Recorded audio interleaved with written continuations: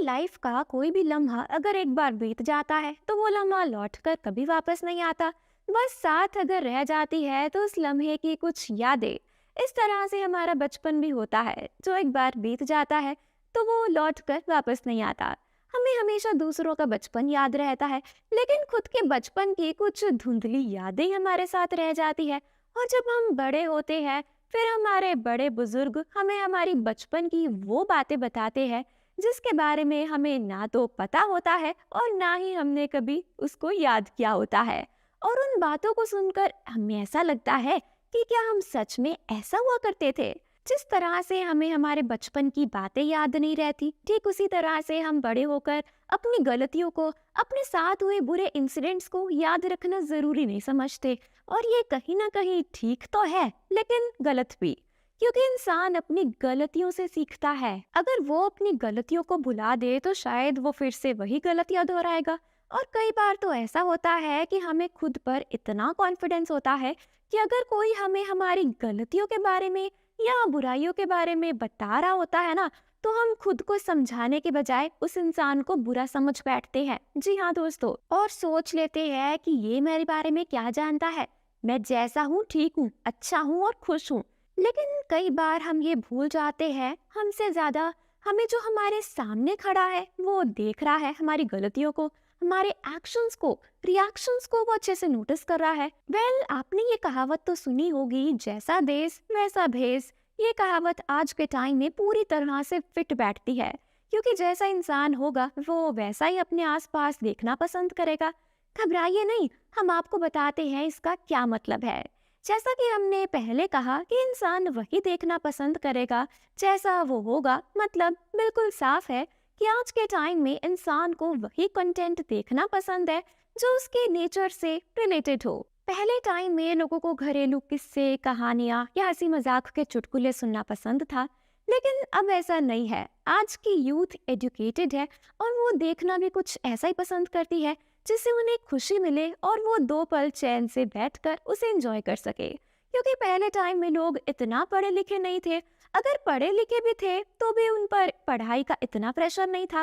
आज के टाइम लोगों को स्ट्रेस बहुत है, चाहे कोई फर्स्ट क्लास का बच्चा हो या फिर प्राइवेट जॉब वाला।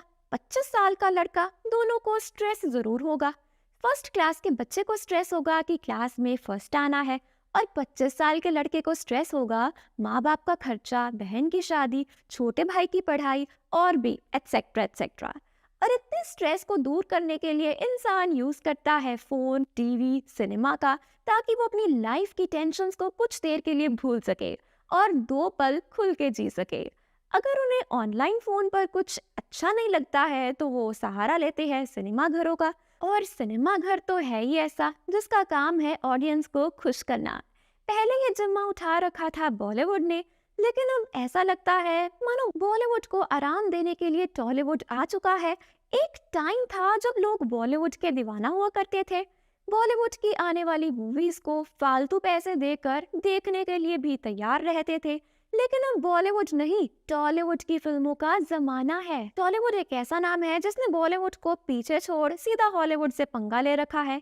जी हाँ, टॉलीवुड को पहले तो इतना कोई नहीं जानता था, लेकिन कहते हैं ना, दिन पलटे पता नहीं चलता। ऐसा ही कुछ हुआ था टॉलीवुड के साथ।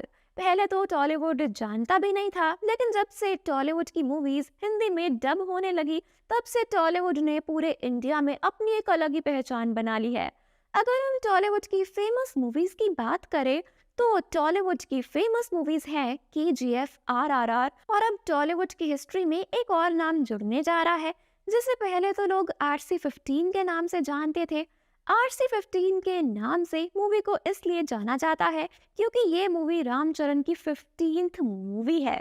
रामचरण वही है जिन्होंने RRR मूवी में अपनी एक्टिंग का जलवा बिखेरा था, और अब रामचरण अपनी 15th मूवी कर रहे हैं। हम आपको बता दें कि रामचरण अपनी ये मूवी डायरेक्टर S शंकर के साथ मिलकर कर रहे हैं। रामचरण ने अब तक जितनी भी मूवीज की है उनमें से इनकी सबसे ज्यादा हिट मूवी RRR रही है, जिसके नाटू नाटू सॉन्ग को ऑस्कर अवार्ड भी मिल चुका है। और अब RC-15 को भी इसके डायरेक्टर यानी S शंकर डायरेक्ट करने जा रहे हैं। साल 2021 से RC-15 की शूटिंग चल रही है, लेकिन बीच में RC-15 की शूटिंग को इसे रोक दिया गया था और इंडिया 2 पर काम करना शुरू कर दिया गया था।